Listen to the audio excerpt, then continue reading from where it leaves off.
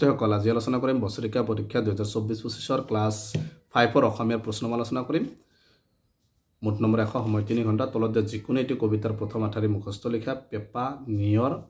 2 number উত্তৰ লিখা দটা আছে দমাৰ মখায়ুজাৰ কেতিয়া মৃত্যু হয় কৃষ্ণৰ ককায়েকৰ নাম কি বাকি কেইটা প্ৰশ্ন তোমালোকে নিজে চাবাই নেকি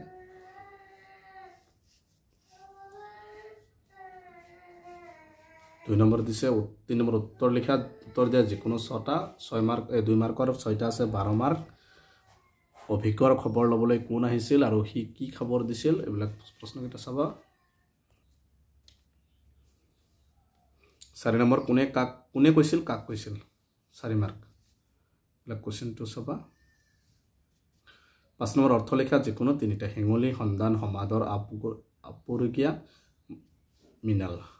একে অৰ্থ বুজোৱা শব্দ লিখা যিকোনো তিনিটা 3 মাৰ্ক পিলি পাত্ৰ বংহী ফুল নাচ বিপৰীত শব্দ লিখা যিকোনো তিনিটা উন্নত আশা আদি প্ৰবেগ দুৰ্গম বিপৰীত লিংগ বুজোৱা শব্দ লিখা যিকোনো তিনিটা 3 মাৰ্ক সন্ধি ভাঙা যিকোনো তিনিটা 3 মাৰ্ক বাক্য ৰচনা কৰা যিকোনো 10টা অভাৱ অনাটন দিহাদিহি পাকৈত সহজ সৰল বিহু সুমটুকা লিখা যিকোনো 2টা চন্দ্ৰকুমাৰ আগৰৱালা ফাকুৱা ফণী হনুমা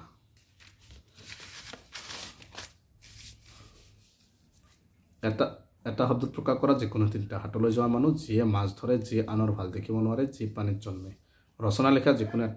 এখনৰ বিষয়ে ৰেডিঅ' স্থানীয় উৎসৱ শ্ৰোতলিপি বিদ্যালয়ৰ মতে 10 মাৰ্ক আছে ৰচনা 8 মাৰ্ক পাঠভিত্তিৰ প্ৰকল্প বিদ্যালয়ৰ মতে 10 মাৰ্ক একেটা আছিল ক্লাছ 5ৰ আজিৰ আৰু আছে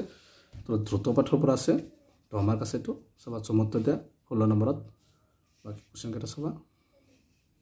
একেটা আছিল ক্লাছ 5ৰ আজিৰ হৈ যোৱা আপোন পাঠৰ প্ৰশ্ন আজিৰ ভিডিঅ'খিনি